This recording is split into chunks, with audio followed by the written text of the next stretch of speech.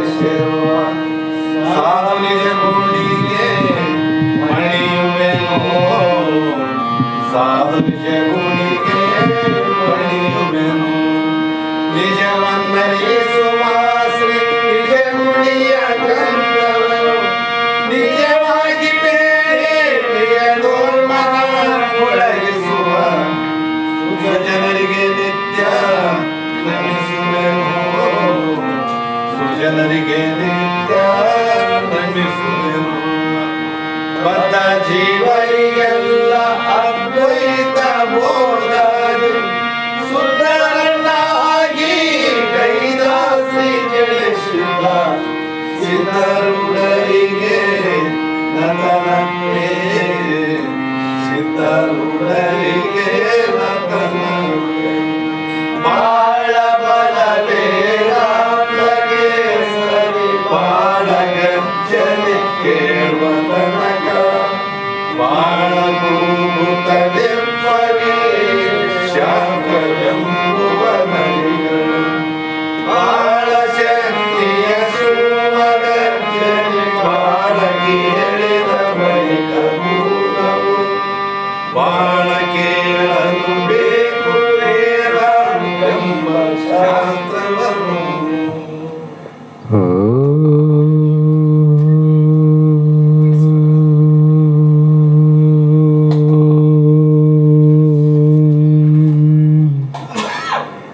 चिदम्बरमठाधीशं सिद्धारूढयतीश्वरं शिष्यप्रशिष्यरूपेण बोधकं गुरुमाश्रये.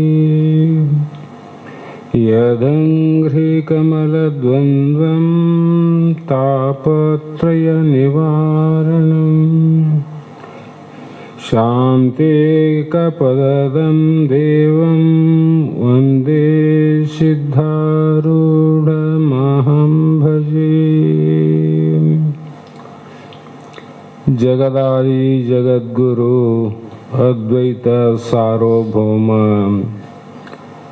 ಮುಮುಕ್ಷಗಳ ಕಾಮಧೇನು ಭಕ್ತರ ಕಲ್ಪವೃಕ್ಷ ಸಿದ್ಧಾರೂಢ ಮಹಾಸ್ವಾಮಿಗಳ ಶ್ರೀ ಪಾದಪದ್ಮಗಳಿಗೂ ಆರೂಢ ಜ್ಯೋತಿ ಶಿವಪುತ್ರ ಮಹಾಸ್ವಾಮಿಗಳ ಶ್ರೀ ಪಾದಗಳಿಗೂ ಶ್ರೋತ್ರಿಯ ಬ್ರಹ್ಮನಿಷ್ಠ ಬ್ರಹ್ಮಲೀನ ಸದ್ಗುರು ಬಸವಾನಂದರ ಚರಣ ಕಮಲಗಳಿಗೂ ಅನಂತ ದೀರ್ಘ ದಂಡ ಪ್ರಣಾಮಗಳನ್ನು ಸಮರ್ಪಿಸುತ್ತ ಸದ್ಗುರು ಸಿದ್ಧಲಿಂಗಪ್ಪ ತಾತ ಕಪ್ಪಗಲ್ ಇವರನ್ನು ಮನದೋಳು ಧ್ಯಾನಿಸುತ್ತ ತಮ್ಮೆಲ್ಲರಿಗೂ ವಂದಿಸುತ್ತ ಈ ದಿನ ಶ್ರೀಮನ್ ನಿಜಗುಣ ಯೋಗಿಗಳು ರಚಿಸಿದಂಥ ಪರಮಾರ್ಥ ಗೀತೆ ಎನ್ನುವ ಗ್ರಂಥದ ಮೂರನೇ ಗತಿಯ ಮೂರನೆಯ ನುಡಿ ಇಂದಿನ ಆಧಾರದ ವಿಷಯವಾಗಿದ್ದು, ಹಿಂದಿನ ಸೂತ್ರದಲ್ಲಿ ಮಹತ್ತತ್ವದಿಂದ ಮೂರು ಅಹಂಕಾರಗಳು ಹುಟ್ಟಿ ಆ ಮಹತ್ತನ್ನೇ ಆವರಣ ಮಾಡುವಂಥವು ಆದವು. ಇದರ ವಿಶೇಷತೆ ಏನಂದರೆ, ಯಾವುದರಲ್ಲಿ ಹುಟ್ಟ್ಯವ ಹುಟ್ಟಿದಂಥ ವಸ್ತುಗಳೇ ಕಾರಣವನ್ನು ಮುಚ್ಚವಂತ. ಕಾರಣ ಮುಚ್ಚ ಮಹತ್ತತ್ವ ಕಾರಣ, ಮೂರು ಅಹಂಕಾರಗಳ ಕಾರ್ಯ. ಈ ಕಾರ್ಯ ಆದ ಮೇಲೆ ಕಾರಣವನ್ನು ಆಚ್ಛಾದನ ಮಾಡ್ಯಾವಂತ. ಹೇಗೆ ಅಂದರೆ, ಒಂದು ಮಾವಿನ ಬೀಜವನ್ನು ಭೂಮಿಯಲ್ಲಿ ಹಾಕ್ತೀವಿ, ಅದು ಬೆಳೀಲಿಕ್ಕೆ ಮರ ಆಗಲಿಕ್ಕೆ ಕಾರಣವುದಿಲ್ಲ. ಆ ಕಾರಣವಾದ ಬೀಜದಿಂದ ಕಾರ್ಯವಾದ ಮರ ಆಗ್ಯದ. ಬೇರಾಗ್ಯದ, ಕಾಂಡ ಆಗ್ಯದ, ಟೊಂಗೆ ಆಗ್ಯದ, ಎಲೆ ಆಗ್ಯದ, ಹೂವು ಆಗ್ಯದ, ಕಾಯಿ ಆಗ್ಯದ. ಯಾವುದರಿಂದ ಆಗ್ಯಾವ? ಕಾರಣವಾದ ಬೀಜದಿಂದ. ಬೀಜದಲ್ಲಿ ಹುಟ್ಟ್ಯಾವಲ್ಲವು. ಆದರೆ ಆ ಬೀಜವನ್ನು ಆಚ್ಛಾದನ ಮಾಡ್ಯಾವ ನೋಡ್ರಿ. ಬೀಜ ಕಾಣ್ತದ. ಕಾರಣವಾದ ಬೀಜವನ್ನೇ ಬಿಟ್ಟು ಹುಡುಕಿದ್ರೆ ಎಲ್ಲ ಸಿಗ್ತಾವ. ಕೆಳಗೆ ಹೋದಂಗೆಲ್ಲ ಬೇರೆ ಕಾಣ್ತದ, ಮೇಲೆ ಹೋದಾಗ ಕಾಂಡ, ಮರ, ಗಿಡ, ಹೂವು, ಕಾಯಿ, ಹಣ್ಣು ಎಲ್ಲ ಕಾಣ್ತಾವ. ಅದರ ಕಾರಣವನ್ನು ಆಚ್ಛಾದನ ಮಾಡ್ಯದ ನೋಡ್ರಿ. ಅದರಂತೆ ಮಹತತ್ವೇ ತ್ರಿಗುಣ ಅಹಂಕಾರಕ್ಕೆ ಕಾರಣ ಆದರೂ ಕೂಡ ಆ ಕಾರ್ಯಗಳು ಕಾರಣವನ್ನು ಮುಚ್ಚವಂತ ಆಚ್ಛಾದನ ಮಾಡ್ಯಾವ. ಇದೇ ಪ್ರಕಾರವಾಗಿ ಮೂಲ ಕಾರಣವಾದಂಥ ಆತ್ಮನನ್ನು ಕಾರ್ಯವಾದಂಥ ಎಲ್ಲ ತತ್ವಗಳು ಆಚ್ಛಾದನ ಮಾಡ್ಯಾವ, ಮುಚ್ಚ್ಯಾವಂತ. ಕಾಣೋದಿಲ್ಲೀಗ. ವಿಚಾರ ಮಾಡಿ ನೋಡಿದಾಗ ಬೀಜ ಇಲ್ಲದೆ ಮರ ಇಲ್ಲ, ಮರ ಆಗ್ಯದಂದ್ರೆ ಬೀಜ ಆದಂತ ಅರ್ಥ. ಕಾರಣವ ಕಾರ್ಯರೂಪದ ಜಗತ್ತನ್ನು ನೋಡಿ ಜಗತ್ತುತ್ಪತ್ತಿಗೆ ಕಾರಣವಾದಂಥ ಆ ವಸ್ತುವನ್ನು ವಿಚಾರ ಮಾಡಿ ನೋಡಬೇಕು ವಿನಃ ಕಾರ್ಯದಲ್ಲೇ ಕಾರಣವನ್ನು ನೋಡಲಿಕ್ಕೆ ಸಾಧ್ಯ ಇಲ್ಲ. ಕಾರ್ಯದಲ್ಲಿ ಕಾರಣವನ್ನು ಪ್ರತ್ಯಕ್ಷ ನೋಡ್ಲಿಕ್ಕೆ ಸಾಧ್ಯ ಇಲ್ಲ, ಅನುಭವಕ್ಕೆ ಸಾಧ್ಯ. ಅರ್ಥ ಆಯ್ತಿಲ್ಲ? ಆ ಗಿಡದಲ್ಲಿ ಬೀಜನ ನೋಡೋಕೆ ಸಾಧ್ಯ ಅದ, ಯಾವ ಚದುರನಿಗೂ ಸಾಧ್ಯ ಇಲ್ಲ, ಆದರೆ ಅನುಭವಕ್ಕೆ ಸಾಧ್ಯ ಅದ. ಇಲ್ಲಿ ಮರ ಅದಂದ್ರೆ ಅಲ್ಲಿ ಮಾವಿನ ಬೀಜನೇ ಕಾರಣ ಅಂತ. ಈ ಜಗತ್ತಾದ ದೇಹ ಅದಂದ್ರೆ ಮೂಲ ಆ ಪರವಸ್ತುವೇ ಕಾರಣ ಅಂತ ವಿಚಾರ ಮಾಡಲಿಕ್ಕಾಗಿ ಇಲ್ಲಿ ಹೇಳಕೊಂಟಾರವರು. ಆದ್ದರಿಂದ ಶಾಂತವೆನಿಪ ಸಾತ್ವಿಕದೊಂದು ಅಂದ ಅಂಥದು ತೈಜಸವಾಹಮ್ಮಿಂದ ಪಳೆವದು ಮನ ಇಂದ್ರಿಯ ಒಂದು ಬಳಿಕೆ ಇಂದ್ರಿಯ ದೇವತೆ 11 ದಿಕ್ಕನಿಲ ರವಿ ವರ್ಣ ಅಶ್ವಿನಿಗಳು ಅರ್ಕ ಇಂದ್ರ ಮೃತ್ಯು ವಿಧಿಗಳು ಮಿತ್ರಂ ಮತ್ತೊಬ್ಬಂ ಮೃಗಧರನು ಪುತ್ರನೇ 11 ಅದಿ ದೇವರನು ಸಾತ್ವಿಕ ಹಮ್ಮಿನ ಕಾರ್ಯಮಿದೆಂದು ತತ್ವ ಅಗ್ನಿ ಯಮಮಯವೆಂದು ಪೇಳ್ವನು ಅವನದ ವಿಕಲ್ಪವೆಲ್ಲ ಕೇಳದರೆಂ ನಿತ್ಯಂ ನಿನಗಿಲ್ಲ. ಈ ನುಡಿಯ ಅರ್ಥವನ್ನು ಹೇಳ್ತಾರ. ಶಾಂತ ಅಂದ್ರೇನು? ಸಾತ್ವಿಕ ಗುಣಕ್ಕೆ ಶಾಂತ ಅಂದಾರ. ಮೂಢ ಘೋರ ಅಂತ ಬರೋದಲ್ಲ, ಸಾತ್ವಿಕ ರಜೋ ತಮೋ ಗುಣಗಳಂತ. ಆ ಒಂದು ಸಾತ್ವಿಕದ ಲಕ್ಷಣಾತ್ಮಕ ಏನು? ಸತ್ವಗುಣದಿಂದ. ಅಲ್ಲಿ ಸತ್ವಗುಣ ಇರ್ತದ. ಅದು 1ರಿಂದ ಅಂಥದ್ದು ಮಹತ್ತೊಂದ್ರು. ಅದು 1ರಿಂದನೇ ಮಹತ್ತು ಅಂತ. ಆ ತೈಜಸ ಅಂದರೆ ರಜೋಗುಣವಾದ ಹಮ್ಮಿಂದ ಅಹಂಕಾರ ಅಂದರು. ಮನಸ್ಸು ಅನ್ನೋದೇನು? ಸಂಕಲ್ಪ ವಿಕಲ್ಪಾತ್ಮಕ ಮನಸ್ಸೆಂಬ ಇಂದ್ರಿಯ 1. ಇವು 3 ಬೇರೆ ಬೇರೆ ಅದಲ್ಲ. 3 ಗುಣಗಳಿಂದ 3 ಬೇರೆ ಬೇರೆ. ಇದೇನು ಮಾಡ್ತು? ಸಂಕಲ್ಪ ವಿಕಲ್ಪ ಮನಸ್ಸು ಅಂತ ಅನಿಸ್ಕೊಂತ ನೋಡ್ರಿ. ಯಾಕಂದರೆ ಮನಸ್ಸು ನೇತ್ರಾದಿ ಇಂದ್ರಿಯಗಳ ದ್ವಾರ ಹೊರಟು ಮನಸ್ಸಿಗೆ ಹೋಗಕ್ಕೆ ಬರಲಿಕ್ಕೆ ರೋಡ್ ಯಾವುದ್ರಿ, ಮಾರ್ಗ ಯಾವುದು, ದಾರಿ ಯಾವುದಂದ್ರೆ ಇಂದ್ರಿಯಾದಿಗಳೇ ಅದಕ್ಕೆ ಮಾರ್ಗ.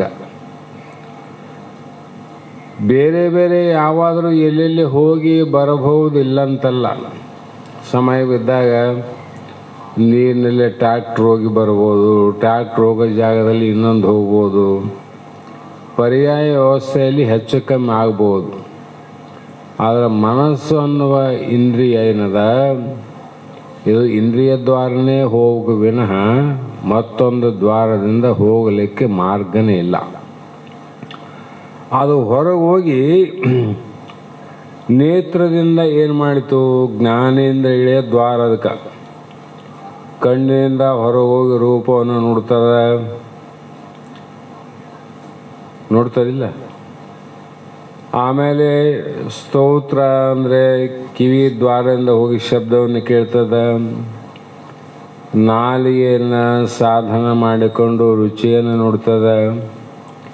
ಚರ್ಮವನ್ನು ಸಾಧನ ಮಾಡಿಕೊಂಡು ಇದು ಗಟ್ಟಿ ಆದೋ ಮೃದು ಆದೋ ಅಂತ ತಿಳಿತದೆ. ಮೂಗನ್ನು ಸಾಧನ ಮಾಡಿಕೊಂಡು ಮನಸ್ಸು ಮೂಗಿನಿಂದ ಹೊರಗೆ ಹೋಗಿ ಅಲ್ಲಿಯ ವಾಸನೆಗಳನ್ನು ಅದು ತಿಳಿತದೆ. ಅದು ಬಿಟ್ಟು ಬೇರೆ ಯಾವುದೇ ದಾರಿ ಇಲ್ಲ. ಅದಕ್ಕೊಂದು ಸಿಸ್ಟಮ್, ವಿಧಿ ಅಂತ. ಅದನ್ನು ಯಾರೂ ಬದಲಾವಣೆ ಮಾಡೋಕ್ಕೆ ಬರೋಂಗಿಲ್ಲ. ಕಣ್ಣು ಕಾಣವಲ್ಲವ್ರಿ ಸರಿಗೆ ಅಂದರೆ ಕಿವಿಯಿಂದ ನೋಡಪ್ಪ ಅಂದರೆ ನೋಡಕ್ಕೆ ಬರ್ತದೇನು? ಏನು ಮಾಡಿದ್ರು ಕೂಡ ಕಣ್ಣಿನಿಂದೇ ರೂಪ ನೋಡಬೇಕು ವಿನಃ ಅನ್ಯದ್ವಾರದಿಂದ ರೂಪ ನೋಡಲಿಕ್ಕೆ ಬರೋದಿಲ್ಲ. ಹಾಗಾಗಿ ಇಲ್ಲಿ ಏನಾಗ್ತದೆ ಅಂದರೆ ವಿಷಯಗಳ ಪರ್ಯಂತರ ಗಮನ ಮಾಡುತ್ತದೆ. ವಿಷಯಗಳ ಪರ್ಯಂತರ ಅಂದರು ಇದು ಸ್ವಲ್ಪ ವಿಚಾರ ಮಾಡಂಗಾವ ಶಾಸ್ತ್ರ. ಯಾಕಂದರೆ ಮಹಾಭಾರತದಲ್ಲಿ ಭೀಷ್ಮ, ದ್ರೋಣ, ಕೃಪಾ, ಅನಂತ, ಕರ್ಣ ಇವರೆಲ್ಲ ಮಹಾಬಲಶಾಲಿಗಳು. ಅರ್ಜುನನು ಅಷ್ಟೇ, ಕೃಷ್ಣನೂ ಅಷ್ಟೇ, ಬಲಿಷ್ಠರವರು. ಆದರೆ ಅವರ ಗುರಿ ಏನದ, ಅದು ವಿಷಯಗಳ ಪರ್ಯಂತರ. ಎಲ್ಲಿ ವಿಷಯ ಅದ ಅಲ್ಲಿ ಗುರಿ ಇಟ್ಟಾಗ ಆ ಗುರಿ ತಲುಪಬಹುದು, ತಲುಪದೇ ಇರಬಹುದು. ಎಷ್ಟೋ ಆಗಿವೆ ಯುದ್ಧದಲ್ಲಿ. ಅದರ ಮನಸ್ಸು ವಿಷಯಕ್ಕೆ ಗುರಿ ಇಟ್ಟಂದರೆ ಅದು ವ್ಯಕ್ತವಾಗಿದ್ದನ್ನು ಹೋಗಿ ಮುಡ್ತದ, ಗುಪ್ತವಾಗಿದ್ದು ಹೋಗಿ ಮುಡ್ತದ. ವಿಚಾರ ಮಾಡ್ರಿ. ಅವು ಕಣ್ಣಿಗೆ ಕಾಣುವೆ ತಪ್ಪಿ ಹೋತಾವ ಗುರಿ. ಅಸ್ತ್ರಗಳು ತಪ್ಪಿಲ್ಲ, ವಸ್ತು ಕಣ್ಣಿಗೆ ಕಂಡಿಲ್ಲ, ಗುರಿ ಅಲ್ಲಿನೇ ಇಟ್ಟಿಲ್ಲ, ಆದ್ರೆ ವ್ಯತ್ಯಾಸ ಆಗ್ತಾವ. ಅದರ ಮನಸ್ಸು ವ್ಯಕ್ತವಾದದ್ದಲ್ಲ, ಗುಪ್ತವಾದದ್ದೇ ಹೋಗಿ ಮುಟ್ತದಂದಮೇಲೆ ವ್ಯಕ್ತವಾದದ್ದು ಬಿಡ್ತದೆ ಏನದು. ಅದಕ್ಕೆ ಮನಸ್ಸಿಗೆ ಸ್ವಲ್ಪ ವಿರತಿ ಬಲಿಯಲೇಬೇಕು. ಯಾಕಂದ್ರೆ ಅಷ್ಟು ಕಷ್ಟ ಅದ ಮನುಷ್ಯಂದು. ಸುಮ್ಮನೆ ನಿಂತೋಯ್ತು, ನಮಗೆ ಅಳತಿಗೆ ಬಂದದ, ಹತೋಟಿಗೆ ಬಂದದ ಅಂತ ಹೇಳಬಹುದಿಲ್ಲ ಅಂತಲ್ಲ. ಆದರೆ ವ್ಯಕ್ತವಾದದ್ದನ್ನು ನೋಡಿ ಹೇಳಬಹುದು. ಗುಪ್ತವಾದದ್ದು ಯಾರು ಹೇಳ್ತಾರ್ರಿ? ಗುಪ್ತವಾಗಿ ಯಾವ ವಸ್ತುವಿನ ಮೇಲೆ ಮನಸ್ಸು ಇಟ್ಟದಂತ ಯಾರಿಗೆ ಗೊತ್ತು? ಅವ್ರವ್ರಿಗೆ ಗೊತ್ತು ವಿನ ಇನ್ನೊಬ್ರಿಗೆ ಗೊತ್ತಿಲ್ಲ ಅದು. ಹಾಗಾಗಿ ಈ ಕಾರಣಗಳಿಂದ ಮನಸ್ಸು ಚಂಚಲಾತ್ಮಕ ದೃಷ್ಟಿಯಿಂದ ಇದ್ದು ಇದರಲ್ಲಿ ಸತ್ವಗುಣವಿರುತ್ತದೆ. ಸತ್ವಗುಣ ನಾವ. ಈ ಕಾರಣಗಳಿಂದ ಮನಸ್ಸು ವೈಕಾರಿಕ ತೈಜಸ ಅಹಂಕಾರಗಳಿಂದ ಉತ್ಪನ್ನವಾಗಿರುತ್ತದೆ. ಇದರಿಂದ ಹುಟ್ಟೋದಿಲ್ಲ. ಹಾಗಾಗಿ ಶ್ರೋತ್ರ, ತ್ವಕ್ಕು, ಚಕ್ಷು, ಜಿಹ್ವ, ಗ್ರಹಣ, ಪಾದ, ಪಾಣಿ, ಪಾಯು, ಉಪಸ್ಥ, ವಾಕ್ 10, ಮನಸ್ಸು ಒಂದು ಕೂಡಿ 11 ಇಂದ್ರಿಯಗಳು. ಇವು 10, ಕರ್ಮೇಂದ್ರಿಯ 5, ಜ್ಞಾನೇಂದ್ರಿಯ 5, 10. ಇವಕ್ಕೆಲ್ಲ ಭಾಷಾರ್ರಿ ಅಂದ್ರೆ ಮನಸ್ಸು, ಸೇನಾಧಿಪತಿ. ಇವು ಸೇನೆಗಳು, ಮನಸ್ಸು ಸೇನಾಧಿಪತಿ. ಅದಕ್ಕಾಗಿ ಮನಹೇವ ಮನುಷ್ಯಾಣಂ ಕಾರಣಂ ಬಂಧ ಮೋಕ್ಷಯೋ ಅಂದರು. ನಮಗೆ ಬಂಧನಕ್ಕೆ ಕಾರಣವಾದದ್ದು ಯಾವುದಲ್ಲ? ನಮ್ಮ ಮನಸ್ಸೇ. ಮೋಕ್ಷಕ್ಕೆ ಕಾರಣವಾದದ್ದು ನಮ್ಮ ಮನಸ್ಸೇ. ಇಂಥ ಮೋಕ್ಷಕ್ಕೆ ಕಾರಣವಾದ ಮನಸ್ಸನ್ನು ಎಲ್ಲೋ ಒಂದು ಕಡೆ ನಾವು ಇಟ್ಟು ಆ ಮನಸ್ಸಿನಿಂದ ಮೋಕ್ಷ ಪಡಿತೀವಿ ಅಂತ ವಿಚಾರ ಮಾಡಿದರೆ ಅದು ಎಂದೂ ಸಾಧ್ಯ ಆಗೋದಲ್ಲ ಅಂತ. ಸಾಧ್ಯ ಆಗ್ತದ? ಆವಾಗ ಕಲ್ಲಿನಲ್ಲಿ ಅಸ್ತ್ರವ ಚುಚ್ಚಿದಂತೆ, ಕಟ್ಟಿಗೆಯಲ್ಲಿ ಏನೋ ಆಯುಧ ಚುಚ್ಚಿ ಹೋಗ್ಬೋದು ಸ್ವಲ್ಪ, ಮನುಷ್ಯನಲ್ಲಿ ಚುಚ್ಚಿದಂತೂ ಹೋಗೇ ಬಿಡ್ತದೆ. ಅಷ್ಟು ಹರಿತವಾದ ಖಡ್ಗದಿಂದ ಕಲ್ಲಿನ ಮೇಲೆ ಕೊಡೆಯಿಂದ ಹೊಡಿಲಿ, ಚಾಕುವಿನಿಂದ ಚುಚ್ಚಲಿ, ಆ ಕಲ್ಲಿನಾಗ ಪ್ರವೇಶ ಆಗ್ತದೇನು? ಆಗೋದಿಲ್ಲ. ಅದು ಎಲ್ಲಿ ಪ್ರವೇಶ ಆಗಬೇಕು? ಮನಸ್ಸಿನಲ್ಲೇ ಶಾಸ್ತ್ರ ಪ್ರವೇಶ ಆಗಬೇಕು. ಮನುಷ್ಯನಲ್ಲಿ ಶಾಸ್ತ್ರ ಪ್ರವೇಶ ಆಗೋದಿಲ್ಲ, ಸುಮ್ಮನೆ ಅದು ವಾಡಿಗೆ ಹಳ್ಳ ಹೋಗೋದಂಗೆ. ನಾವು ಹೋಗಿತಿರ್ತೀವಿ, ವಾಪಸ್ ಬರ್ತದೆ, ಹೋಗಿತೀವಿ, ವಾಪಸ್ ಬರ್ತದೆ. ಯಾಕಂದರೆ ಆ ಹರಳನ್ನು ಹಿಡಿಯುವಂಥದ್ದು ಯಾವುದು? ಅದು ಇಲ್ಲ ಅಲ್ಲಿ. ಒಣಗಿದ ಗಾಡಿ ಅದು ಹಸಿ ಇದ್ದರೆ ನೀವು ಒಣಗಿದ್ದು ಹೊಡೆದ್ರು ಕೂಡ ಅದು ಹಿಡಿತದೆ. ಹಳ್ಳ ಹಸಿದು ಹೋಗ್ತಾರೇನು? ಕಲ್ಲನ್ನು ತಗೊಂಡು ಹಿಂಗೆ ಒಗಿತಾರೆ, ಹಸಿ ಗಾಡಿ ಐತಂದ್ರೆ ಹಿಡಿಯೋದಿಲ್ಲ ಅದು. ಮತ್ತು ಅದು ಹಸಿ ಗಾಡಿ ಇಲ್ಲದೆ ಬೇಕಾದಂಗೆ ಪ್ಲಾಸ್ಟರ್ ಮಾಡ್ಯದ, ಬಣ್ಣ ಮಾಡ್ಯದ, ಸುಣ್ಣ ಮಾಡ್ಯದ, ಅಲಂಕಾರ ಮಾಡ್ಯದ, ಹರಳು ಹೋಗಿ ನೋಡಮ್ಮ ಎಲ್ಲಿ ಬರ್ತದೆ? ವಾಪಸ್ಸು ನೆನ್ನಲಿಗೆ ಬರ್ತದೆ.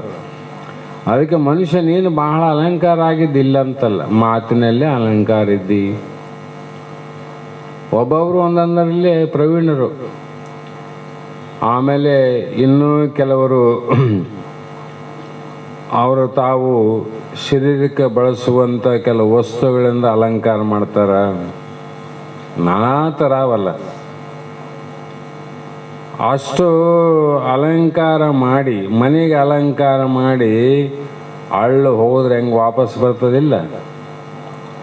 ಅದ್ರಂಗೆ ಮನಸ್ಸಿಗೆ ಬಿಟ್ಟು ನೀನು ದೇಹಕ್ಕೆ ಎಷ್ಟೇ ಅಲಂಕಾರ ಮಾಡಿಕೊಂಡು ಶಾಸ್ತ್ರ ಕೇಳಿದ್ರು ಕೂಡ ಅದು ವಾಪಸ್ಸೇ ಬರ್ತದೆ, ಒಳಗೆ ಹೋಗೋದಿಲ್ಲ. ಅದಕ್ಕೆ ಮನಹೇವ ಮನುಷ್ಯಾಣಂ ಕಾರಣಂ ಬಂಧ ಮೋಕ್ಷ. ಈಗ ನಾವು ಮನಸ್ಸನ್ನು ಏನು ಮಾಡಬೇಕು?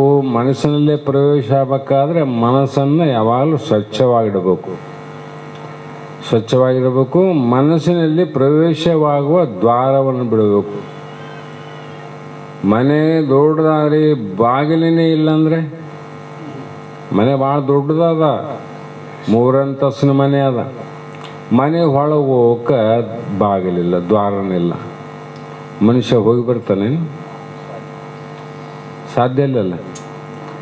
ಅದರಂತೆ ಇಲ್ಲಿ ಹೋಗಲಿಕ್ಕೆ ದ್ವಾರನೇ ಇಲ್ಲ. ಮನುಷ್ಯನ ಒಳಗೆ ಹೋಗಕ್ಕೆ ದ್ವಾರ ಬೇಕಲ್ಲ. ಅದಕ್ಕೆ ಏನು ಬೇಕಾಗಿದೆ ಅಂದರೆ ಮಹಾತ್ಮರು ಭಕ್ತಿ ಅಂತಿಟ್ರು. ಅವೆಲ್ಲ ಮಾಡಿ ಮಾಡಿ ಮಾಡಿ ನಿಷ್ಕಾಮ್ಯ ಕರ್ಮದಿಂದ ಮನಸ್ಸು ಯಾರ್ದು ಅಂತಃಕರಣ ಪರಿಶುದ್ಧವಾಗ್ಯದ, ಆ ಅಂತಃಕರಣದಲ್ಲಿ ವೇದಾಂತದ ಸದ್ಗುರು ವಾಕ್ಯ ಪ್ರವೇಶ ಆಗ್ತದೆ. ಪ್ರವೇಶ ಆಗೋದು, ಆ ಪ್ರವೇಶ ಆದಮೇಲೆ ಗೊತ್ತಾಗ್ತದೆ ಮನೆ ಒಳಗೇನೆ ನಾವಂತ. ಮನೆ ಹೊರಗೆ ನಿಂತು ಬಾಗಿಲು ಮುಚ್ಚದಂತ ಹೊರಗೆ ನಿಂತು ನೋಡಿದರೆ ಒಳಗಡೆ ಇದ್ದದ್ದು ಏನಾದ್ರು ಗೊತ್ತಾಗ್ತದೆ ನಿನಗೆ? ಏನು ಗೊತ್ತಾಗಿಲ್ಲ. ಒಳಗೆ ಪ್ರವೇಶ ಆದಾಗ ಗೊತ್ತಾಗ್ತದ ಈ ಮನೆಯಲ್ಲಿ ಏನೇನಾದ. ಮನೆಯಲ್ಲಿ ದೇವರ ಮನೆ ಎಲ್ಲಿ ಅದ, ಅಡಿಗೆ ಮನೆ ಎಲ್ಲಿ ಅದ, ಎಲ್ಲ ಗೊತ್ತಾಗ್ತದಿಲ್ಲ. ಅದರಂತೆ ಈ ಪಂಚೀಕರಣ ಕೂಡ ಅರ್ಥ ಆಗಬೇಕಾದ್ರೆ ಅದು ನಮ್ಮ ದೇಹದ ಒಳಗೆ ಗುರುವಾಕ್ಯ ಹೋಗ್ಬೇಕು. ಹೋದಾಗ ಈ ಶರೀರದಲ್ಲಿ ಏನೇನು ವಸ್ತುಗಳವ, ಪ್ಲಾಸ್ಟಿಕ್ನು ವಸ್ತುಗಳು ಎಷ್ಟಾವ, ಕಟ್ಟಿಗೆ ವಸ್ತುಗಳು ಎಷ್ಟಾವ, ಬಂಗಾರದ ಒಡೆಗಳು ಎಷ್ಟಾವ, ಬೆಳ್ಳಿ ಸಾಮಾನುಗಳು ಎಷ್ಟಾವ, ಬಟ್ಟೆಗಳು ಎಷ್ಟಾವ ಅಂತ ಇವೆಲ್ಲ ಗೊತ್ತಾಗಬೇಕಾದ್ರೆ ಒಳಗೆ ಹೋಗಿ ನೋಡ್ಬೇಕು, ಹೊರಗೆ ನಿಂತು ನೋಡ್ಬೇಕು. ಹೊರಗೆ ನೋಡಿದ್ರೆ ಬರೀ ಅಲಂಕಾರದ ಮನೆ ಕಂಡಂಗೆ ಅಲಂಕಾರದ ದೇಹ ಕಾಣ್ತದೆ. ಆ ದೇಹ ತಗೊಂಡು ಏನು ಮಾಡ್ತಿದ್ದಿ? ಕಾಯ ಕರ್ರನೆ ಕಂದಿದೊಡೆ ಏನಯ್ಯ, ಕಾಯ ಮಿರನೆ ಮಿಂಚಿದೊಡೆ ಏನಯ್ಯ. ನಮ್ಮ ಅಂತರಂಗ ಶುದ್ಧವಾದ ಬಳಿಕ ಚನ್ನಮಲ್ಲಿಕಾರ್ಜುನ ದೇವನೊಲಿಸಿದ ಕಾಯ ಹೇಗಿದ್ದರೇನಯ್ಯ. ಎಷ್ಟು ಕಠಿಣ ಅದ ಸಾಧಕನಿಗೆ ಅಷ್ಟೇ ಸರಳ. ಅದಕ್ಕೆ ಹೇಳಿದ್ರು ಕಠಿಣ ಆದ ಸಾಧನಕ್ಕೆ ಅಸಾಧ್ಯವಾದದಿಲ್ಲ ಅಂದ್ರು. ಇದೇನು ಸುಲಭ ಮಾರ್ಗ ಅಲ್ಲ, ಸುಲಭ ಅಲ್ಲ, ಬಹಳ ಕಠಿಣ ಆದಂದ್ರೆ ಮತ್ತು ಇದು ಹೇಗೆ ಮಾಡ್ಬೇಕ್ರಿ ಅಂದರೆ ಸಾಧನೆಗೆ ಅಸಾಧ್ಯವಾದದ್ದೇನಿಲ್ಲ, ಸಾಧನೆಗೆ ಅಸಾಧ್ಯವಾದ್ದೇನಿಲ್ಲ. ಹಿಂದಿನ ಕಾಲದಲ್ಲಿ ಸೇದಾಬಾವಿ ಅಂತ ಊರಾಗಿರ್ತಿದ್ವು. ಊರಿಂದ ಒಂದು ಅರ್ಧ ಕಿಲೋಮೀಟ್ರು 1 ಕಿಲೋಮೀಟ್ರು ಸ್ವಲ್ಪ ಸಮೀಪನೇ ಇರ್ತಿದ್ವು. ಗಿರಿಕೆ ಬಾಯಿ ಅಂತ ಇರ್ತಿದ್ವು. ಗಿರಿಕೆ ಬಾಯಿ, ಆ ಬಾಯಲ್ಲಿ 4-5 ಮೂಲೆ ಇರ್ತದವು, ಗಿರಿಕೆನೂ ಇರ್ತದವು. ಆ ಗಿರಿಕೆ ಮೇಲೆ ಕೊಡಕ್ಕೆ ಹಗ್ಗ ಕಟ್ಟಿ ಬಿಟ್ಟು ನೀರನ್ನು ಸೇರ್ತಿದ್ರು. ಇಲ್ಲ ಅಂದರೆ ಆ ಮೂಲೆ ಮೇಲೆ ಹಗ್ಗವನ್ನು ಎಳಿತಿದ್ರು, ಜಗ್ಗಿ ಮೂಲೆ ನಿಂತು. ಅದು ಸಾಧನ ಆಗ ಕಾರಣ ಸಿಮೆಂಟಿನ ಅವೆಲ್ಲ, ಅದ ಮೇಲೆ ಗಿರಿಕೆ ಕಬ್ಬಿಣದು. ಅದು ಹಗ್ಗದಿಂದ ಜಗ್ಗಿ ಜಗ್ಗಿ ಜಗ್ಗಿ ಜಗ್ಗಿ ಹಗ್ಗ ಕಬ್ಬಿಣವನ್ನು ಸವಸ್ತದ ನೋಡ್ರಿ, ಹೆಜ್ಜೆ ಮಾಡ್ತಾವ. ಅದು ಕಬ್ಬಿಣ ಅಲ್ರಿ, ಇದು ಹಗ್ಗ. ಒಂದು ಹಗ್ಗ ಸಾಧನೆಯಿಂದ ಕಠಿಣವಾದಂಥ ಕಬ್ಬಿಣವನ್ನು ಅದು ಏನು ಹೆಜ್ಜೆ ಸವಸ್ತದ ಅಂದರೆ ಹಗ್ಗದಲ್ಲಿ ಎಷ್ಟು ತಾಕತ್ತಿರಬಹುದು. ಅದು 1 ದಿನ 2 ದಿನಕ್ಕೆ ಬಿದ್ದಿದ್ದಲ್ಲ ಹೆಜ್ಜೆ, ಬಹುದಿನ ಸೇದಿ ಸೇದಿ ಸೇದಿ ಸೇದಿ ಹೆಜ್ಜೆ ಮಾಡ್ತೇವಿಲ್ಲ. ಅದೇ ಪ್ರಕಾರವಾಗಿ ಇಲ್ಲಿ ಬಹು ದಿನದ ಸಾಧನೆಯಿಂದ ಕಠಿಣವಾದಂಥ ಆಧ್ಯಾತ್ಮವನ್ನು ಸಾಧನೆಯಿಂದ ಇದನ್ನು ಸಾಧಿಸಬಹುದು. ಅಲ್ಲಿ ಪ್ರಮಾಣ ಇದಕ್ಕೆ ಯಾರನ್ನ ಅಲ್ಲಂತಾರೇನು? ಹಾಗೆ ಈ 11 ಇಂದ್ರಿಯಾದಿಗಳಿಗೆ ಕ್ರಮವಾಗಿ ಇಂದ್ರಿಯಾದಿಗಳೇನಾದವು, ಆಮೇಲೆ ಇವು ಕಾರ್ಯ ಶುರುವಾಗಬೇಕಲ್ಲ, ಅದಕ್ಕೆ ಕ್ರಮವಾಗಿ ಏನಾದವು ಅಂದರೆ ಇಂದ್ರಿಯಗಳಿಗೆ ವಾಯು, ಸೂರ್ಯ, ವರುಣ, ಅಶ್ವಿನಿ ಕುಮಾರರು, ವಿಷ್ಣು, ಇಂದ್ರ, ಯಮ, ಪ್ರಜಾಪತಿ, ಅಗ್ನಿ, ಚಂದ್ರ ಇವರೇ 11 ಅಭಿಮಾನಿ ದೇವತೆಗಳಾಗಿರುವರು. ಮನಸ್ಸಿಗೆ ಅಧಿದೇವತೆ ಯಾರು? ಚಂದ್ರ ಅಂತ. ಮನಸ್ಸಿಗೆ ಇದ್ದಂಗೆ ಒಂದೊಂದು ಇಂದ್ರಿಯಾದಿಗಳಿಗೆ ನೇತ್ರಕ್ಕೆ ಯಾರು ಅಂದರೆ ಸೂರ್ಯ ಅಂತ. ಸೂರ್ಯ ಹೌದಲ್ಲ? ಹೀಗೆ ಅಭಿಮಾನಿ ದೇವತೆಗಳಾಗಿರುವರು. ಈ ದೇವತೆಗಳು ವೈಕಾರಿಕ ಅಹಂಕಾರದ ಕಾರ್ಯವೆಂದು ಮಾಯಾಮಯಗಳೆಂದು, ಇವು ಮಾಯಾಮಯ ಮನಸ್ಸಿನ ವಿಕಲ್ಪ ಭ್ರಾಂತಿಗಳಾಗಿ, ಆದರೆ ಆ ವಿಕಲ್ಪ ಭ್ರಾಂತಿಯ ಕಾರಣದಿಂದಾಗಿ ಎಲೈ ಪುತ್ರನೇ, ಹೇ ಮಗನೇ ಕೇಳು, ಏಕಾಗ್ರ ಚಿತ್ತದಿಂದ ಆಲಿಸು. ನಿತ್ಯ ಅಂದರೆ ಯಾವಾಗಲೂ ಸಚ್ಚಿದಾನಂದ ಸ್ವರೂಪನಾದ ನಿನಗೆ ಇವು ಯಾವ ಸಂಬಂಧ ಇಲ್ಲವು, ಯಾವ ಸಂಬಂಧ ಇಲ್ಲ. ದೇವತೆಗಳು ಸಂಬಂಧ ಇಲ್ಲ ಅಂತ ನೋಡ್ರಿ. ಅವನು ನೀನೇ ತಿಳಿತಿದ್ದು, ನಿನ್ನ ಅವ್ರು ತಿಳಿದ್ರು. ನೀನೇ ತಿಳಿದದ್ದಂದಮೇಲೆ ಅವು ದೇವತೆಗಳು ತಿಳಿಸ್ಕೊಂಡ್ರು, ನೀನು ಬ್ರಹ್ಮನಾಗಿ ತಿಳಿದು ಕೂಡ ತಿಳಿಸಿಕೊಳ್ಳುವಂಥವನ್ನೇ ದೊಡ್ಡವಂತ ನೀನು ಅಂತಿದ್ದೆ ಅಂದರೆ ಬಸವಾನಂದರ ಮಾತು ಅಷ್ಟಕ್ಕೆ ಬಿಡಬೇಕು. ಇಲ್ಲದ್ರೆ ನಮಗೊಂದು ಅಹಂಕಾರ ಬಂದಂತರ ಮಂದಿ. ಅಲ್ಲ, ಅಷ್ಟಕ್ಕೆ ಬಿಟ್ರೆ ಆಯ್ತಾರೆ, ನಮ್ದೇನು ಗಂಟು ಹೋಗುತ್ತೆ. ನಮಗೆ ಅಷ್ಟಕ್ಕೆ ಏನೇನು ಮಾಡಿ ಕೇಳವ್ರು. ಹಾಗೆ ಈ ಒಂದು ಘೋರವೆನಿಪ ರಾಜಸವದರಿ ಮೊದಲು ಶಾಂತವೆನಿಪ ಅಂತ ಸತ್ವಗುಣ ಬಗ್ಗೆ ಹೇಳಿದರು. ಈಗ ಘೋರವೆನಿಪ ರಾಜಸ ಅದರಿಂದ ಭೋರನೆ ವೈಕಾರಿಕ ಅದರಿಂದ ಸವಣಂ ತ್ವಕ್ಕುಂ ಚಕ್ಷುವೆನಿಪ್ಪ ವಿವರಿಸಿ ಜಿಹುವ ಘ್ರಾಣವೆನಿಪ್ಪ ಆ ವಾಕುಂ ಕರ ಪಾದವೆನಿಪ್ಪ ಭಾವಿಸಿ ಗುಯ್ಯಂ ಪಾಯವೆನಿಪ್ಪ ಈ ನಿಖಿಳದೊಳ ಮುನ್ನಿನ ಐದು ಜ್ಞಾನೇಂದ್ರಿಯವ ಬಳಿಕೆನವೈದು ತವೆ ಕರ್ಮೇಂದ್ರಿಯವಿವು ಜನಿಸಿದವು ಅವು ಜೀವರ್ಗೆ ಕರ್ಣವೆನಿಸಿದವು ಬೇರೆ ಒಕುಳುಮೆ ಅರಸಲಿಲ್ಲಾಗಿ ತೋರುತಿಹವ ನಿನ್ನೋಳು ನೆಲೆಯಾಗಿ ಎಲ್ಲವೂ ನಿನ್ನಲ್ಲೇ ಹಚ್ಚಿಬಿಟ್ರವು. ಹೇಗೆಂದ್ರೆ ವೈಕಾರಿಕ ಘೋರವೆನಿಪ ಅಂದರೆ ವೈಕಾರಿಕ ಚಂಚಲಾತ್ಮಕವಾದ ರಾಜಸ ರಜೋಗುಣಾತ್ಮಕದಿಂದ ತೈಜಸ ಅಹಂಕಾರ, ಅದರಿಂದ ಸತ್ವಗುಣಾತ್ಮಕ ವೈಕಾರ ಅಹಂಕಾರದಿಂದ ಭೋರನೆಂದು ಶೀಘ್ರವಾಗಿ ಏನು ಜ್ಞಾನೇಂದ್ರಿಯಗಳು.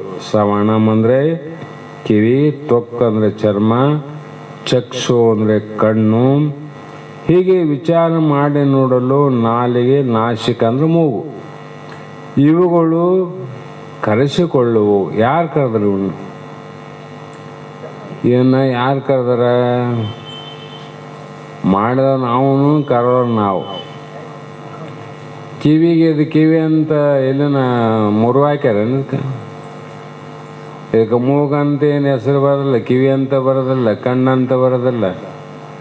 ಇದಕ್ಕೆ ಒಂದೊಂದು ಗುಣದ ಮೇಲೆ, ಯಾಕಂದರೆ ಅವುಗಳ ಲಕ್ಷಣಾತ್ಮಕ ದೃಷ್ಟಿಯ ವಿಚಾರವನ್ನಿಟ್ಟುಕೊಂಡು ಓಹೋ ಇದು ಇದರಿಂದ ಆಗಿದೆ ಅಂತ ಕಾರ್ಯವನ್ನು ನೋಡಿ ಕಾರಣವನ್ನು ಕಂಡುಹಿಡಿದರು.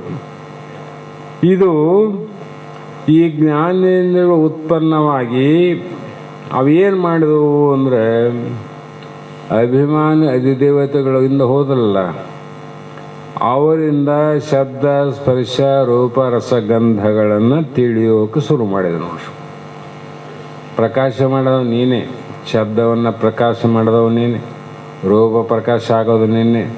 ಹಿಂದೆ ಹೇಳಿನಲ್ಲಿ ಎಲ್ಲವನ್ನ ಮನೆಗೆ ಒಂದು ಬೆಳಕಾದಂದ್ರೆ ಎಲ್ಲವನ್ನ ಪ್ರಕಾಶ ಮಾಡ್ತಾವ. ಆ ಪ್ರಕಾಶಗೊಳ್ಳುವಂಥ ವಸ್ತುಗಳು ಪ್ರಕಾಶ ಮಾಡಂಗಿಲ್ಲ. ಇಲ್ಲಿ ಪ್ರಕಾಶ ಮಾಡುವಂಥ ವಸ್ತುವಿನಿಂದ ಒಂದು ಏಕ, ಅದು ಒಂದರಿಂದ ಅನೇಕ ವಸ್ತುಗಳು ಪ್ರಕಾಶ ಆಗ್ತಾವೆ. ಮನೆ ಲೈಟ್ ಹಾಕಿದ್ರೆ ಎಲ್ಲ ಕಾಣ್ತಾವಿಲ್ಲ. ಲೈಟ್ ಇಲ್ಲ ಸಾಮಾನವ, ಲೈಟನ್ನು ಕಾಣ್ತಾವೆ ನಾವು ಇಲ್ಲ. ಯಾಕಂದರೆ ಪ್ರಕಾಶ ಮಾಡುವಂಥ ಸಾಮರ್ಥ್ಯ ಅವಕ್ಕಿಲ್ಲ. ಪ್ರಕಾಶಿಸಿಕೊಳ್ಳುವಂಥದ್ದು ಪ್ರಕಾಶಗೊಳ್ತಾವ, ಅದ್ರ ಪ್ರಕಾಶ ಮಾಡುವಂಥ ತಾಕತ್ತಿಲ್ಲ. ಹೀಗೆ ಬಳಿಕ ವಾಕ್, ಪಾದ, ಪಾಣಿ, ಪಾಯು, ಉಪಸ್ಥಗಳೆಂದು ಹೇಳಿಸಿಕೊಳ್ಳುವಂಥ 5 ಕರ್ಮೇಂದ್ರಿಯಗಳು ಇವು ನಮ್ಮಲ್ಲಿ ಆವೋ ಇಲ್ಲೋ? ಇವು 5 ಭಾಳ ಸ್ವಲ್ಪ ದೂರ ಅವ. 5 ಜ್ಞಾನೇಂದ್ರಿಯಗಳು ಭಾಳ ಸಮೀಪ ನೋಡ್ರಿ. ಸಮೀಪವಿಲ್ಲ. ಕಾಲು ಇಲ್ಲ ಆದ್ರೆ ಕೈ ಇಲ್ಲ ಮಗನ್ನು, ಭಾಳ ದೂರ ಆಯ್ತು ಕಾಲಿಗೆ ಕೈ. ಕಣ್ಣಿಗೆ ಕಿವಿಗೆ, ಯಾಕಂದ್ರೆ ಜ್ಞಾನೇಂದ್ರಿಯ ಕಣ್ಣು, ಕಿವಿ, ಮೂಗು, ನಾಲಿಗೆ ಇವು 5 ಇಷ್ಟ್ರಾಗ ಇದ್ರಾಗ. ಉಳಿದ 5 ಕರ್ಮೇಂದ್ರಿಯಗಳು ಇಲ್ಲಿಂದ ಇಲ್ಲಿವರೆಗೂ, ಪಾದದಿಂದ ಕೊನೆಯವರೆಗೂ, ಕೊನೆಯಿಂದ ಪಾದದವರೆಗೂ ಈಗಿದ್ದು ಕರ್ಮೇಂದ್ರಿಯಗಳು ಭಾಷಣಾದಿ ವ್ಯವಹಾರಗಳನ್ನು ಮಾಡುವುದರಿಂದ ಇದೇನು ಮಾಡ್ತದ? ಬಾಯಿ ಮಾತಾಡ್ತದಿಲ್ಲ, ಕಾಲು ನಡೀತದಿಲ್ಲ, ಕೈ ಹಿಡಿತದಿಲ್ಲ. ಹೀಗೆ ಅವು ಅರಿಯುವು, ಅವಾದವು, ಅರಿಸಿಕೊಳ್ಳುವು ಕರ್ಮೇಂದ್ರಿಯ. ಇಲ್ಲೇ ವ್ಯತ್ಯಾಸ ಆಯ್ತು ನೋಡ್ರಿ. ಜ್ಞಾನೇಂದ್ರಿಯ ಬರೀ ತಿಳಿತಾವ, ಅವು ಮಾಡಂಗಿಲ್ಲ. ಕರ್ಮೇಂದ್ರಿಯಗಳು ತಿಳಿಯಂಗಿಲ್ಲ, ಮಾಡ್ತಾವ. ಏನೋ ಮನುಷ್ಯ ತಿಳಿದು ಮಾಡ್ಬೇಕಾ ಸುಮ್ಮನೆ ಮಾಡಂದ್ರೆ ಮಾಡ್ದ ಅಂತ ಹೇಳಿದ್ರಪ್ಪ, ಮಾಡಿದ್ನಂತ. ನಾವು ಯಾಕೆ ಮಾಡಿದೋ ಏನಿಲ್ಲ ಗೊತ್ತಿಲ್ಲ. ಆದ್ರೆ ಅದು ಹೇಳ್ತದೆ ಜ್ಞಾನೇಂದ್ರಿಯ, ಇಲ್ಲ ಇದನ್ನು ಮಾಡಬೇಕಾಗಿತ್ತು, ಇದು ಮಾಡಬಾರ್ದಾಗಿತ್ತು, ಯಾವುದು ಮಾಡಬಾರ್ದು ಅದನ್ನು ಮಾಡಕತ್ತಿದ್ದಿ, ಯಾವುದು ಮಾಡಬೇಕು ಅದ್ರ ಬಿಟ್ಟಿದ್ದೆ ಅಂತ ಅದು ಜ್ಞಾನ ಹೇಳ್ತದೆ ನೋಡ್ರಿ. ನಾ ಏನು ಮಾಡಲಿ ಮಾಡದ ಅಂತ ಮಾಡಿನ ಅಂತ ಇದು ಹೇಳ್ತದೆ. ಹೀಗೆ ರಜೋಗುಣಾತ್ಮಕವಾದ ತೈಷ ಅಹಂಕಾರದಿಂದ ಉತ್ಪನ್ನಗಳಾಗಿ ಕತ್ತಲೆಯಲ್ಲಿದ್ದ ಪದಾರ್ಥಗಳನ್ನು ನೋಡುವುದಕ್ಕೆ ದೀವಿಗೂ ಸಾಧನವಾದಂತೆ. ಲೈಟ್ ಯಾಕೆ ಸಾಧನ ಅಂದ್ರೆ ಕತ್ತಲಲ್ಲಿ ವಸ್ತುಗಳನ್ನು ನೋಡೋಕೆ ಸಾಧನ ಅಂತ. ಇಲ್ಲದ್ರೆ ಲೈಟ್ ಯಾಕೆ ಹಾಕ್ತಿದ್ರು, ಇಷ್ಟು ಕರೆಂಟ್ ಹಾಕಬೇಕಾಗಿತ್ತು, ಇಷ್ಟು ಯಾಕೆ ಒದ್ದಾಟ ಹಾಕಬೇಕಾಗಿತ್ತು. ಬೆಳಕು ಕತ್ತಲೆಯಲ್ಲಿರುವಂಥ ವಸ್ತುವನ್ನು ತಿಳಿಲಿಕ್ಕೆ ಸಾಧನ ಅಂತ ಎಷ್ಟೆಲ್ಲ ಖರ್ಚು ಮಾಡಿ ವಿದ್ಯುತ್ ತಯಾರು ಮಾಡೋಕ್ಕಾಯ್ತು ನೋಡ್ರಿ. ಅದರಂತೆ ಜೀವಿಗಳಿಗೆ ವಿಷಯ ಸುಖಗಳನ್ನು ಅನುಭವಿಸೋದಕ್ಕೆ ಸಾಧನೆವು. ಪ್ರತಿಯೊಬ್ಬ ಜೀವಿಗೆ ವಿಷಯ ಸುಖಗಳನ್ನು, ಸುಖ ಅಂದರೆ ಎಲ್ಲ ತಗೋಬೇಕು, ಸುಖ ದುಃಖ ಮಿಶ್ರ, ಅನುಭವಿಸೋದಕ್ಕೆ ಸಾಧನ. ಇಲ್ಲಂದರೆ ಈ ಸಾಧನ ಇಲ್ಲಂದರೆ ಅನುಭವ ಮಾಡ್ತೀವಿ. ಪದಾರ್ಥ ಬಿಸಿ ರೊಟ್ಟಿನೂ ಮಾಡ್ಯಾರಂತ ಇಟ್ಕೋ, ಬಾಯಿನೇ ಇಲ್ಲ ಅಂದರೆ ಹೆಂಗೆ ಊಟ ಹೆಂಗೆ ಮಾಡ್ತೈತಿ. ಭೋಗ ಮಾಡಬೇಕಾದ್ರೆ ಇವು ಸಾಧನ ಅಲ್ಲ. ಇದ್ರಂಗೆ ಪ್ರತಿಯೊಂದು ಇಂದ್ರಿಯಾದಿಗಳು ಭಗವಂತ ನಾವು ಹಿಂದಿನ ಜನ್ಮದಲ್ಲಿ ಮಾಡಿದಂಥ ಏನು ಪಾಪ ಪುಣ್ಯದ ಭೋಗಗಳವಲ್ಲ, ಆ ಭೋಗಗಳನ್ನು ನಾವು ಅನುಭವ ಮಾಡ್ಬೇಕಂದ್ರೆ ಊಟ ಮಾಡ್ಬೇಕಂತ. ನಾವು ಊಟ ಮಾಡಲೇಬೇಕು. ಭಾಳ ಸುಲ ಆಯ್ತಲ್ರಿ ಊಟ ಮಾಡ್ಬೇಕಂತ ಆಸೆ ಅದ. ನಿನ್ನ ಆಸೆ ಪ್ರಕಾರ ಊಟ ಇಲ್ಲ, ನಿನ್ನ ಆಸೆ ಪ್ರಕಾರ ಅದೇನು ಭೋಗ, ಪ್ರಾರಬ್ಧ ಪ್ರಕಾರ ಭೋಗ ಅದ. ಅದಕ್ಕಾಗಿ ಗಿಳಿಗೆ ಅದೇ ಮಾಡ್ಯಾನ, ಆದ್ರೆ ಮೂಗು ನೋಡಂಗೆ ಮಾಡ್ಯಾನ. ದೇಹ ರಚನೆ ಬೇರೆ ಅದ, ಸಾಧನ ಬೇರೆ ಅದ. ಇರುವೆ ಹೆಂಗಿರ್ಬೋದು, ಹುಲಿಗೆ ಹೆಂಗಿರ್ಬೋದು, ಇಲಿಗೆ ಹೆಂಗಿರ್ಬೋದು. ಇವೆಲ್ಲ ಯಾಕೆ ಮಾಡ್ಯಾನ ಭಗವಂತ ಅಂದರೆ ಅಲ್ಲಿಗೆ ಹೋಗ್ಬೇಕು. ಶರೀರ ಇದನ್ನು ಉಳಿದು ಇಂದ್ರಜಾಲದ ಆಟಗಳು ಉಂಟೆ ಇಲ್ಲಲ್ಲ. ಅದಕ್ಕೆ ಎಲ್ಲ ಜೀವಿಗಳನ್ನು ಮಾಡಿ ಆಯಾ ಜೀವಿಗಳಲ್ಲಿ ತತ್ವಗಳನ್ನು ಜೋಡಣೆ ಮಾಡಿ. ತತ್ವ ಬಿಡಬಾರ್ದು. ಪಕ್ಷಿ ಆಕಾಶಕ್ಕೆ ಭಾಳ ಆಡ್ತದಂತ ಹೇಳಿದ್ವಲ್ಲ ಮೊನ್ನೆ. ಅದು ಯಾವ ತತ್ವ ಪಟುತ್ವ ಅದ? ಅಗ್ನಿತತ್ವ ಮತ್ತು ವಾಯುತತ್ವ ಪಟುತ್ವ ಅದ. ಅಗ್ನಿತತ್ವ ವಾಯುತತ್ವ. ಮತ್ತು ಇನ್ನು ಕೆಲವು ಉಡುವು ಅಂತ ಇರ್ತಾವೆ. ಉಡುವು ನೋಡಿರಲಿಲ್ಲ, ಅದು ನಲ್ಕ ಬಂಡಿಗೆ ಹೊರಕಂದ್ರೆ ಟ್ಯಾಕ್ಟ್ರ್ ಹಚ್ಚಿ ಕಿತ್ತಿರಿ ಹೋಗೋದಿಲ್ಲ. ಅಲ್ಲಿ ಯಾವ ತತ್ವ ಪಟುತ್ವ ಅದ? ಭೂಮಿ ತತ್ವ, ಗುರುತ್ವಾಕರ್ಷಣೆ. ಗಟ್ಟಿ ಹಿಡ್ಕೊಂಡು ಏನು ಅಲ್ಲಿ ಮಳೆ ಹೊಡೆದ್ರು ಏನು ಹೊಡೆದ್ರು ಏನಿಲ್ಲಲ್ಲ. ಅದಕ್ಕೆ ಯಾಕೆ ಅಲಗಡ ಬಲ್ತು? ಒಬ್ಬ ಮನುಷ್ಯನ ಹಿಂಗೆ ಬಳ್ಳಿಡೋದು ಜಗದ ಬಂದ್ಬಿಡ್ತಾನೆ ಆಸರ ಸಿಕ್ಕರೆ. ಅದು ಮಗಂದು ಬಿಟ್ಟು ಹೊರಗೆ ಬರೋಲ್ತಂದ್ರೆ ಭೂತತ್ವ ಆಕರ್ಷಣೆ ತತ್ವ ಅದರಲ್ಲಿ ಹೆಚ್ಚು ಕೆಟ್ಟ ನೋಡ್ರಿ. ಯಾಕೆ ಈ ಥರ ಅಂದರೆ ಅವಾಗಗಳ ಭೋಗಂಗಾನ ಭೋಗಕ್ಕೆ ಅನುಸಾರವಾಗಿರೋವೆಲ್ಲ. ಇದೇ ಪ್ರಕಾರ ನೀವು ಸುಮ್ಮನೆ ಕಾಲಿದ್ದಾಗ ವಿಚಾರ ಮಾಡ್ಕೊಂತ ಹೋಗ್ರಿ, ಗೊತ್ತಾಗ್ತದೆ ಈ ಜೀವಿಯಲ್ಲಿ ಈ ಪ್ರಾಣಿಯಲ್ಲಿ ಯಾವ ತತ್ವ ಹೆಚ್ಚದ, ಇದರಲ್ಲಿ ಯಾವ ತತ್ವ ಕಡಿಮೆ ಅದ, ಗೊತ್ತಾಗ್ತದಲ್ಲ. ಹಾಗೆಯೇ ಅನುಭವಿಸೋದಕ್ಕೆ ಸಾಧನ ಅಂದರೆ ಶಿಷ್ಯನೇ, ನಿನ್ನ ಚೈತನ್ಯದ ಹೊರತು ಬೇರೊಂದು ಆಶ್ರಯವಿಲ್ಲ. ನಿನ್ನ ಚೈತನ್ಯ ಅಂದರೆ ಜ್ಞಾನ, ಅರಿವಾದಲ್ಲ. ಆ ಅರಿವು ಆಸೆಯಿಲ್ಲದ್ದರಿಂದ ಇಂದ್ರಿಯಗಳು ನಿನ್ನಲ್ಲೇ ತೋರುತ್ತವೆ. ಬೇರೆ ಒಂದು ಕಡೆ ಆಸೆ ಇಲ್ಲ. ಅದು ಕಾಕ ಯಾವುದು ಬರ್ತದೆ ಶಬ್ದ ಹೇಳಿ ದೃಷ್ಟಾಂತ ಕೇಳಿರಿ. ಈಗ ದೊಡ್ಡದೊಂದು ಬಂದರಿನಲ್ಲಿ ಹಡಗಿತ್ತು. ಹಡಗು ಒಂದು ದೇಶದಿಂದ ಮತ್ತೊಂದು ದೇಶಕ್ಕೆ ಹೋಗ್ತಾವ. ಅದೇ 3 ತಿಂಗಳ 4 ತಿಂಗಳ ಹೋಗ್ತಾವಂತ ಮುಟ್ಟಬೇಕಾದ್ರೆ. ಅದು ಹೋಗಲ್ಕ ಅಲ್ಲಿ ಒಂದೊಂದು ದೇಶದ ಹಡಗಿಗೆ ಒಂದೊಂದು ಧ್ವಜಸ್ತಂಭ ಅಂತಿರ್ತಾವ. ಭಾರತ ದೇಶಕ್ಕೆ ಜಾಂಡ ಏರಿಸುತ್ತೆ ಹಡಗಿನಾಗ, ಭಾರತದ ಒಂದು ಗೊತ್ತಾಗಲಿ. ಚೈನಾದಿದ್ರೆ ಚೈನಾದು, ಒಟ್ಟು ಯಾವ ದೇಶದ ಅಲ್ಲಿರ್ತದೆ. ಅದು ಏನಾಯಿತು, ಒಂದು ದಿನ ಒಂದು ಕಾಗೆ ಅನ್ನುವಂಥದ್ದು ಹೋಗಿ ಧ್ವಜಸ್ತಂಭದ ಮೇಲೆ ಕುಂತಿತ್ತು. ಕಾಗೆ ಅದು ಹಡಗು ಮತ್ತು ಹೋಗೋದಲ್ಲ, ಅದು ಪ್ರಯಾಣ ನಡೀತು. ಆ ಕಾಗೆ ಆರಾಮ್ ಕುಂತಿತ್ತು. ಸುಮಾರು ತಾಸುಗಳು ಪ್ರವಾಸ ಆದಮೇಲೆ ಕುಂತಲ್ಲೇ ಕುಂತು ಅದು ಕಾಗೆಗೆ ನಾ ಬೇರೆ ಕಡೆ ಎಲ್ಲ ದಡ ಸೇರಬೇಕು ಅಥವಾ ಮರವನ್ನು ಸೇರಬೇಕಂತ ಅಪೇಕ್ಷೆ ಆಯಿತು. ಇಲ್ಲದೀಗ ಹಡಗು ಸಮುದ್ರದ ಮಧ್ಯದಾಗ ಅದಕ್ಕೆ ಅಲ್ಲಿ ಒಂದು ಮರದ ಆಶ್ರಯ, ಪರ್ವತದ ಆಶ್ರಯ ಯಾವುದೋ ಬಯಸ್ತದ, ಅದನ್ನು ಹುಡುಕಾಡಕ್ಕೆ ಹೋಗ್ತದ. ಗಿಡದ ಮೇಲೆ ಕೂಡ್ಬೇಕಂತ ಹೋಗ್ತದ, ಗಿಡ ನೋಡ್ತದ, ಗಿಡನೇ ಕಾಣಬರು. ಹಾರಿ ರೆಕ್ಕೆ ಸೋತು ಮತ್ತೆ ಎಲ್ಲಿ ಬಂದು ಕುಂದ್ರಬೇಕು, ಅದೇ ಕಂಬದ ಮೇಲೆ ಬಂದು ಕುಂದ್ರಬೇಕು. ಇದೇ ರೀತಿ ಎಲ್ಲ ಕಡೆ ಅದು ಹಾರಾಡಿ ಎಲ್ಲಿಯೂ ಆಶ್ರಯ ಸಿಗದೆ ತನ್ನ ಮೂಲ ಆಶ್ರಯ, ಮೊದಲು ಹಾರೋದಕ್ಕಿಂತ ಮೊದಲು ಮೂಲ ಯಾವುದು, ಅದೇ ಧ್ವಜಸ್ತಂಭ ಇತ್ತಲ್ಲ, ಆ ಕಂಬದ ಮೇಲೆ ಆಶ್ರಯ ಪಡೆದು. ಯಾಕಂದ್ರೆ ಬೇರೊಂದು ಆಶ್ರಯ ಇಲ್ಲ. ಅದಕ್ಕೆ ನಿನಗೆ ಬೇರೊಂದು ಆಶ್ರಯ ಆದೇನು ಅಂದ್ರೆ ನಿನಗಿಲ್ಲ. ನಿನ್ನ ಆಶ್ರಯದಲ್ಲಿ ನಿನ್ನ ಆಶ್ರಯ, ನಮ್ಮ ಆಶ್ರಯ ಆತ್ಮನ ಆಶ್ರಯದಲ್ಲಿ ಅಂತ. ಅದಕ್ಕೆ ಇಂದ್ರಿಯಗಳು ನಿನ್ನಲ್ಲೇ ತೋರುತ್ತವೆ,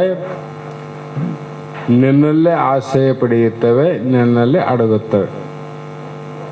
ನಿನ್ನ ಬಿಟ್ರೆ ಅನ್ಯ ಗತಿ ಒಂದು ಇಲ್ಲ ಅಂತ ಅರ್ಥ ಆಯ್ತು. ಹೀಗೆ ಮೂಢವೆನಿಪ ಭೂತಾದ್ಯ ಹಮ್ಮಿಂದ ರೂಢಿರವ ಮೂತ್ರರೂಪಿಂದ ನಗಳುತ್ತದರಿಂದವೇ ನಭವಾಯಿತು, ಬಗೆಯಲದಕ್ಕೆ ಶಬ್ದವೇ ಗುಣವಾಯಿತು. ಆ ಗಗನವೇ ಮೋಹಧಾಮಗಳಿಂದ ಆಗಲೇ ಆವೃತ್ತ ಆಯ್ತದರಿಂದ ಸ್ಪರ್ಶವೇ ತನ್ಮಾತ್ರ ರೂಪಿಂದ ಪಿರಿದಾಯಿತು ಮಾರುತನದರಿಂದ. ಬೇರೆ ಸ್ಪರ್ಶ ಅದಕ್ಕೆ ಗುಣವಾಯಿತು, ಮೂರಾವರಣ ಉಳ್ಳದ್ದಾಯಿತು. ರೂಪವೇ ತನ್ಮಾತ್ರ ರೂಪಿಂದ ದೀಪಿಸಿ ತನಗೆಯೇ ಕೇಳು ಅವರಿಂದ ಅನ್ನುವಂಥ ಮಾತನ್ನು ಇಲ್ಲಿ ಹೇಳ್ತಾರೆ. ಇಲ್ಲಿಗೆ ಮಂಗಲವನ್ನು ಹೇಳಿ ನಾಳೆ ದಿನ ಇದನ್ನು ವಿಚಾರ ಮಾಡೋಣ ಅಂತಕ್ಕಂಥ ಮಾತನ್ನು ಹೇಳಿ ಇವತ್ತಿನ ಶಾಸ್ತ್ರದ ವಾಕ್ಪುಷ್ಪಗಳನ್ನು ಮಂಗಳವಾದ ನಂತರ ಗುರುಪಾದಕ್ಕೆ ಸಮರ್ಪಿಸಿ ನಾವು ನೀವು ಕೃತಾರ್ಥರಾಗೋಣ ಅನ್ನುವ ಮಾತನ್ನು ಹೇಳಿ ಮಂಗಲವನ್ನು ಪ್ರಾರಂಭ ಮಾಡಿರಿ.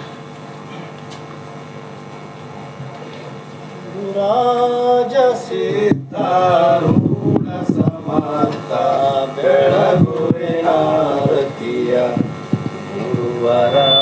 ಬೆಳಗುವೆ ಆರತಿಯ ಮೋಕ್ಷಾಪೇಕ್ಷೆಗೆ ತತ್ವಂ ಪರರಾರ್ಥವ ಬೋಧಿಸಿದೆ, ಗುರುವರಾರ್ಥವ ಬೋಧಿಸಿದೆ. ಮೋಕ್ಷವಾನ ಶಂಕರ ನಾಮ ಉಚಾರವ ಮಾಡಿಸಿದೆ, ಗುರುವರ ಉಚಾರವ ಮಾಡಿಸಿದೆ. ಶ್ಯಾಮಧಾಮ ಶ್ರೀರಾಮ ಅಭಿನ್ನ ಶಂಕರ ನೀನಿರುವೆ, ಗುರುವರ ಶಂಕರ ನೀನಿರುವೆ. ಕಾಮ ಕ್ರೋಧವ ನಾಶಿಸಿ ಜಗದೊಳು ಶಾಂತಿಯ ಬೀರಿದೆ, ಗುರುವರ ಶಾಂತಿಯ ಬೀರಿದೆ. ಶರಣ ಭಜಕರ ದುರಿತರುಂದವ ತ್ವರಿತ ನಾಶಿಸಿದೆ, ಗುರುವರ ತ್ವರಿತ ನಾಶಿಸಿದೆ. ವರಭ್ರೂಲತಾಪುರ ದೈವದಿಂದಲೇ ನಿರುತದಿ ವಾಸಿಸಿದೆ, ಗುರುವರ ಹರುಷದಿ ವಾಸಿಸಿದೆ. ಗುರುರಾಜ ಸಿದ್ಧ ರೂಢ ಸಮರ್ಥ ಬೆಳಗುವೆ ಆರತಿಯ, ಗುರುವರ ಬೆಳಗುವೆ ಆರತಿಯ. हर ओम चैतन्यं शाश्वतं शान्तं व्योमातीतं निरञ्जनं नादबिन्दुकलापतीतं तस्मै श्री गुरवे नमः। श्रीमज्जगद्गुरु सिद्धारूढ़ महाराज की जय। श्री सद्गुरु शिवपुत्र महाराज की जय। श्री सद्गुरु बसवानंद स्वामी महाराज की जय। श्री सद्गुरु अभिनव महाराज की जय। सकल साधु संत महाराज की जय। जय मंगलम जय नमः पार्वती शिव हर महादेव।